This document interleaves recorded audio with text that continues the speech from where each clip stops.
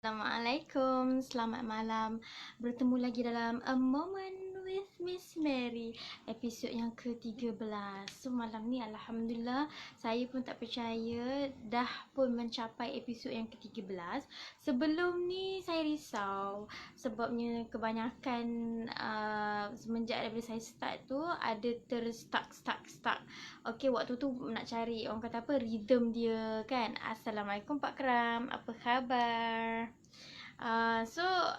Semenjak seminggu dua ni baru boleh dapat teruskan hampir setiap hari buat live. Kepada yang mungkin baru menonton, A Moment with Miss Mary ni lebih kepada tentang saya akan buat live, tak kisah saya kat mana, saya akan cuba buat setiap malam. Tujuan dia lebih kepada tentang untuk berkongsi dan juga menambah baik cara saya bercakap dengan penonton yang live. So boleh komen suara saya okey ke? Sebab kalau tak okey, Pak Kram pun ada kan. Kalau tak okey, kita nak pakai mic. Kita sing sikit. Hello? Hello? Perhatian kepada masyarakat Datuk Keramat. Okay, so hari ni kita berada di rumah. Okay, kita berada kat rumah. Biasalah malam Jumaat kan. Cuti. Kita balik rumah lah. Okay, selalunya saya berada di pejabat kan. Macam semalam saya share, kalau siapa tengok A Moment with Miss Mary semalam, saya tak pandang kamera.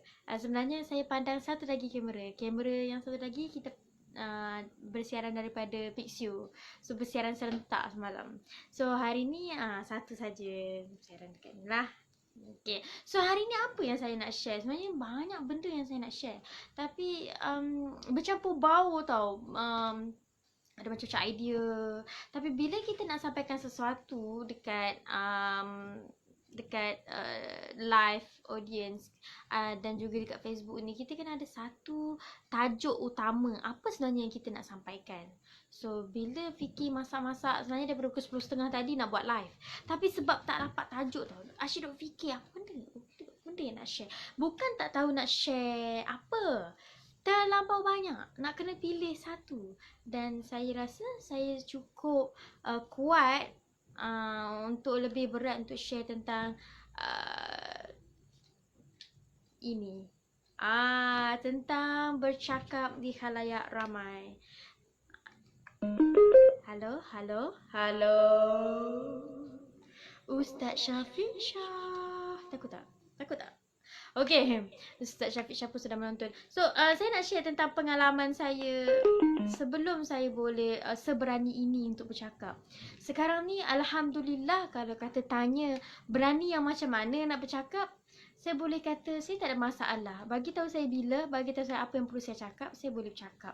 Atau pentas di khalayak berapa ramai, 2-3 orang, tak ada masalah. Tapi kalau benda yang saya kena cakap tak ada, bukan bidang saya, sesuatu yang saya tak pernah tahu, sesuatu yang saya tak faham, sesuatu yang saya kurang jelas kenapa saya kena cakap, dan sesuatu yang saya tak nampak apa manfaat kepada saya semula untuk bercakap, saya akan pilih untuk tidak bercakap. Ataupun saya tahu saya boleh bercakap, tapi saya dah boleh bayangkan kesan adalah kesan yang tak baik, saya akan memilih untuk tidak bercakap. Okay, so pengalaman pertama saya sebenarnya adalah pengalaman yang sama macam mana orang lain. Gementar. Saya pun ada perasaan gementar. Mungkin ada certain orang yang jauh sikit daripada saya, dia nampak saya ni berani aja.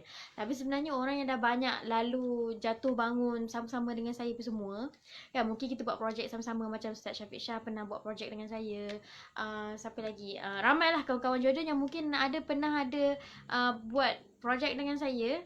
Dia akan tahu sebenarnya saya pun ada perasaan gemuruh. Gemuruh saya adalah bila saya cuba untuk buat yang terbaik dan saya rasa macam ada something yang kurang. Sebab I'm not a perfectionist. Saya bukan seorang yang terlampau menitik beratkan kesempurnaan. Cuma saya nak dia deliver dengan baik. So bila saya nampak dia takkan mampu sampai dengan baik, message tu ke apa-apa ke, saya akan rasa macam mula panik untuk meneruskan sesuatu. Kebanyakan kawan-kawan saya juga, dia akan selalu dengar saya cakap macam ni. Aku ni kalau berani, berani. Tapi kalau aku takut, tolonglah percaya. Aku takut. Faham tak? Maksudnya kalau saya tengah gemetar, tolong faham dan tolong anggap benda tu bukan gurauan. Tolong anggap benda tu serius. Kalau saya gemetar, saya akan cakap saya gemetar. Saya ni seorang yang jujur. Itu ayat famous saya. Siapa yang kenal dengan saya, dia akan selalu dengar ayat ni. Aku jujur ni, aku serius ni. Itu ayat saya lah. Siapa yang kenal saya, dia tahu. Masa saya selalu guna perkataan tu. Saya seorang yang jujur. Dan kalau aku kata aku takut, aku takut. Kalau aku kata aku nervous, aku nervous. Macam tu. Jadi, pengalaman, nak imbas mula pengalaman pertama sebelum saya cukup berani macam mana sekarang. Kita imbas kembali waktu saya sekolah menengah. Saya hanyalah seorang budak sekolah menengah yang biasa sangat-sangat. Ramai yang kenal saya sekarang pun tahu saya pun cukup biasa. Sekarang pun masih biasa. Cuma dulu sangatlah biasa. Sampai tahap berjalan, pernah tak tengok orang yang pakai copa-camping kat sekolah, zaman sekolah? Terima kasih yang buat thumbs up. Ingat tak zaman sekolah kalau ada kenal mana-mana budak perempuan yang muka macam bangang-bangang, macam blur-blur, macam. Lepas tu jalan pun kaki tu kan dia macam seret tau, macam dia tak angkat kaki tau. Saya perempuan tu kat sekolah menengah. Saya seorang yang sangat tak bercakap sangat dengan orang. Saya hanya cakap dengan kawan-kawan perempuan lah. Kalau kawan-kawan perempuan, dia akan kenal saya dengan murai. Perempuan mulut murai. Sebab saya banyak cakap. Tapi bila suruh ke depan, kau cakap, tak nak lah. Takut lah, semua benda takut lah kan. So, bila suruh mendengar tingkatan 1, tingkatan 2, tingkatan 3, ada benda dalam jiwa ni, dia membuat-buat. Dia rasa macam, bila tengok orang tu kan, dia rasa macam, kalau aku buat pun boleh lah. Cuma kita tak berani ke depan je. Kita berani cakap kat belakang je. Lepas tu, saya rasa nak keluar. Saya rasa nak jadi orang tu juga. Saya rasa saya boleh buat lebih baik daripada orang tu. Hai, Assalamualaikum Ustaz Firdaus. So, waktu tingkatan 3 dekat sekolah menengah, waktu tu saya sekolah menengah biasa, sekolah menengah kebangsaan Seri Keramat dekat Lembah Keramat.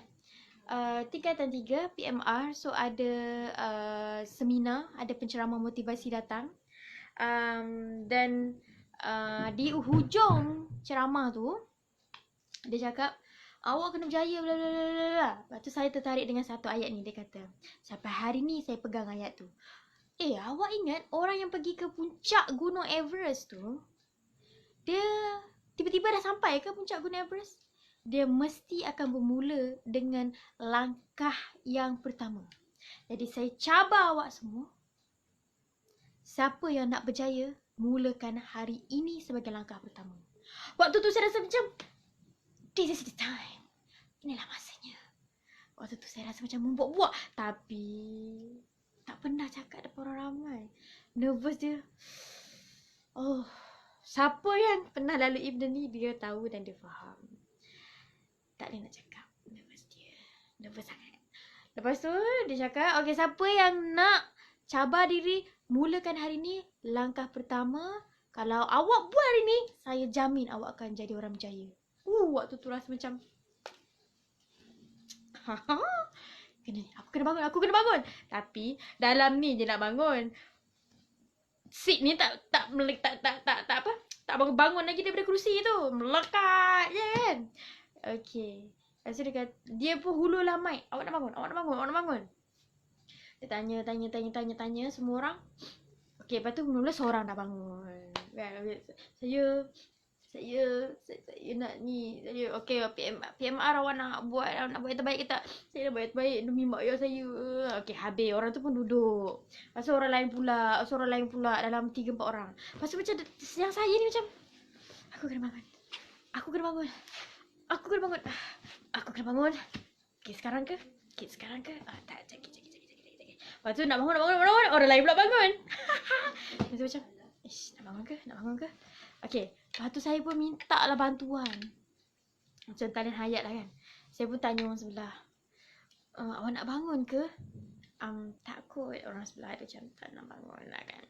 Awak boleh tak pegang tangan kita? Pegang tangan. Sebab kita nervous sangat. Lepas tu, ya Allah, tangan ni macam masuk peti ais. Sejuknya nak bangun, nak bercakap tu. Sebab tak pernah. Itu pengalaman pertama. Saya pegang tangan dia kuat-kuat. bangun. Nak bangun. Okey, siapa lagi nak cakap? Oh, orang-orang yang motivasi tu lah tanya kan. Okey, siapa lagi nak cakap? Okey, bangun. Bangun. Saya cabar. Mesti ada yang nak bangun ni. Cabar diri. Bangun. Takut pun bangun. Aku kena bangun sekarang. Lepas tu bangunlah. Oh, lembik kaki. Peganglah kerusi kat depan. Muka dah. Mata dah. Macam tu kan? Nervous. Okay, dia pun cakap. Okay. Dia pun bagi mic. Dia pegang. Okay, kenalkan diri. Saya... Nak juga kan mic. Okay. Dia suruh kenalkan diri lah. Saya...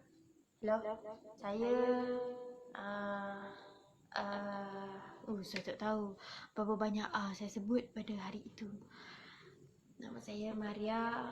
Saya daripada... Saya...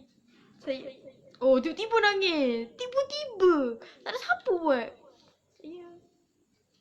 Saya... Okay. Sabar. Saya tahu. Awak boleh cakap. Awak boleh berjaya. Dia pujuk-pujuk lah ni.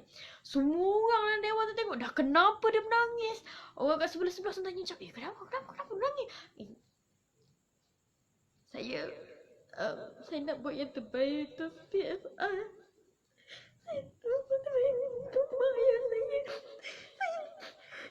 Oh, menangis pula kat dalam dewan tu. Allah, tak ada siapa pun suruh menangis. Aku menangis pula.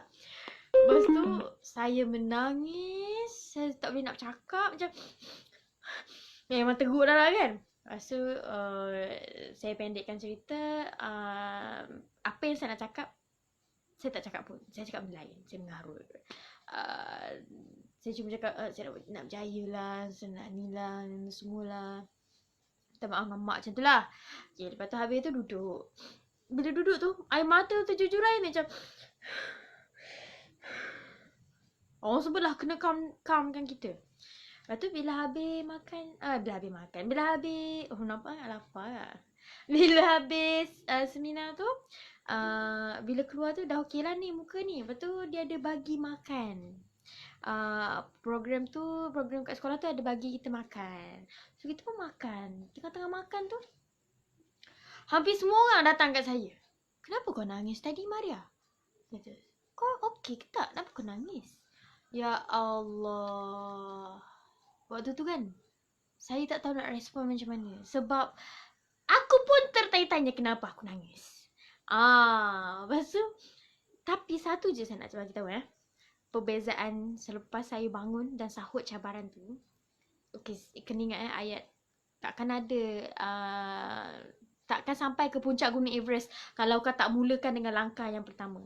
Itu yang saya pegang dan saya percaya saya boleh sampai ke puncak Everest ataupun puncak kejayaan lah Puncak kejayaan, okey, dengan langkah pertama saya pada hari itu. Itulah dikira sebagai my first step. Sebab lepas je daripada saya bercakap pada hari itu, bila kawan-kawan saya datang, orang yang tak kenal, senior, tingkatan 5 semua datang kat saya, tanya kenapa menangis, saya tak malu. Sebab sebelum ni saya malu, segan. Saya macam aku asal dia datang ni, kenapa macam aku tak boleh lah orang tanya apa hal ni. Tapi lepas daripada tu saya bukan tak ada perasaan malu langsung, bukan maksud saya kita tak ada perasaan gemuruh, nak bercakap dengan orang pun tak ada masalah. Alhamdulillah tidak ada. Dan sampai hari ni cuma macam saya share tadi lah, walaupun berani-berani pun saya ada waktu-waktu yang saya gemuruh. Bila kita tak yakin benda tu kita boleh deliver dengan baik, bila benda tu saya tak faham tu apa. So ada time juga saya gemuruh. Cuma saya boleh bagi tahu yang 90% kalau anda bagi saya tugasan apa-apa yang perlu bercakap, kalau saya jelas dengan apa yang perlu saya buat, kalau saya cukup latihan, kalau saya cukup tahu siapa yang saya nak hadap, apa manfaat yang bakal saya dapat balik, InsyaAllah saya boleh deliver dengan baik semampu saya, insyaAllah. Dan lepas daripada itu, saya akan selalu share dengan orang pengalaman ni. Kalau kata dia nervous ke apa ke, sebab semua orang tak sama. Semua orang tak sama. Boleh jadi itu cara saya, pengalaman saya. Cuma at least bila saya share benda tu, dia boleh jadi inspirasi. Bahawa you nak berjaya macam mana pun, you nak pergi tahap level yang macam mana pun, everything will start with first step. So I guess I dah deliver juga benda ni kepada korang dengan baik pada malam ni. Semoga mendapat sesuatu dan insyaAllah bermanfaat untuk semua. Kalau boleh sampaikan juga pada orang lain. Takkan ada langkah ataupun sampai ke puncak kalau korang tak mulakan dengan langkah yang pertama. So this is a moment with Miss Mary. I just shared with you guys my first moment bercakap di hadapan khalayak ramai pada tingkatan 3 umur 15 tahun 2008. So, semoga bermanfaat. Jangan lupa sebarkan. So, jangan lupa tengok dekat YouTube channel. Saya akan upload episod ni juga dekat YouTube channel saya, Miss Mary Jarak Z. Bye!